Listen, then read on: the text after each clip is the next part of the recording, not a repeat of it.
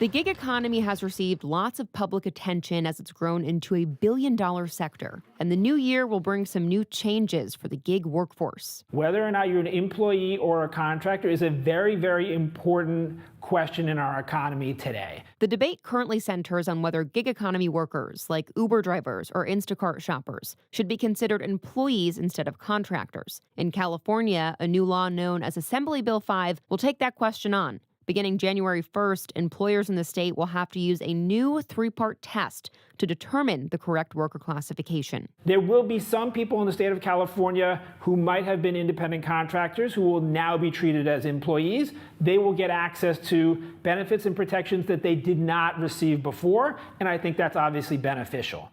At least one business has announced looming freelance job cuts in anticipation of the California law, heightening the debate over whether the law helps or hurts gig workers. Other states, including New York and New Jersey, are considering similar legislation, and so are members of Congress. Earlier this month, Democratic Congresswoman Deb Haaland introduced the Gig Is Up Act, which would make gig companies cover both the employer and employee contributions to Social Security and Medicare. We feel that if they would rather keep them as contractors, essentially to escape having to, pay into those employee benefits, then they should pay both portions. The bill would affect companies that make at least $100 million and employ 10,000 workers, no matter how many hours they clock in. It's clear that if they have that many employees, those employees are the sole reason why that company is successful.